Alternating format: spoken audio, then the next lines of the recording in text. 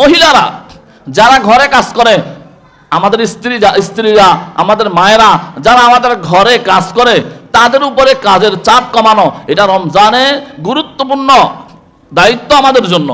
তারও তো কিছু আখিরাত আছে, তারও তো মন চায় যে কিছু সময় ইবাদত করার জন্য, তারও তো একটা ক্লান্তি আছে, আপনার যেমন ক্লান্তি আছে। কিন্তু আফসোসের বিষয় হচ্ছে তাদের উপরে কাজের চাপ কমানো দূরের কথা, আরো কিভাবে কাজ বাড়ানো যায় সে চেষ্টা আমি করি। ইফতার আইটেম আলু চপ, পেঁয়াজি, বেগুনি, কাঁচামরিচ, ধনিয়া পাতা, বুট, বুরিন্দা, কুরিন্দা, মুরিন্দা, সব হালিম থেকে শুরু করে সব বানানো লাগে। 13 আইটেম বানানোর পরে 14 নম্বর আইটেম যদি কোনোদিন কোনো কারণে স্ত্রীর বানাইতে ভুলে যায়, আমি পুরো তেলে বেগুনে জ্বলে উঠে সারাদিন রোজা রাখছি, এই বুরিন্দা বানানো হয় নাই।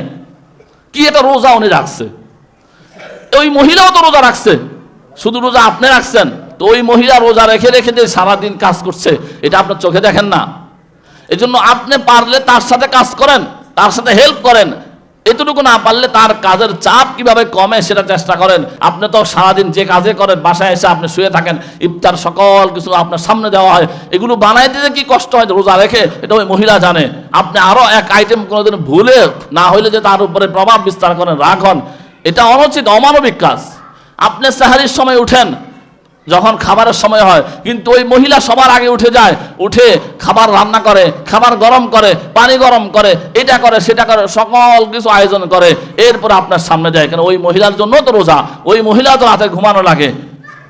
আপনি চিন্তা করবেন যে আপনার চেয়ে মহিলার কাজের চাপটা বেশি থাকে, তা আপনি যদি এই রমজান মাসে এতটুকু মানবিকতা না দেখান তাহলে কিভাবে হবে? এই জন্য সাহাবায়ে কেরাম খাদেমের উপরে চাপ কমাই দিতেন, আর আমরা খাদেমের উপরে চাপ কমাই না, নিজের স্ত্রী মা যারা বাড়িতে কাজ করে তাদের উপরে চাপ কমাই না, চাপ কিভাবে বাড়ানো সে চেষ্টা করি, এটা অনুচিত। এই জন্য আপনার রোজা রাখবেন, তেলাওয়াত করবেন, জিকির আজকার করবেন, আপনার আখিরাতের জন্য।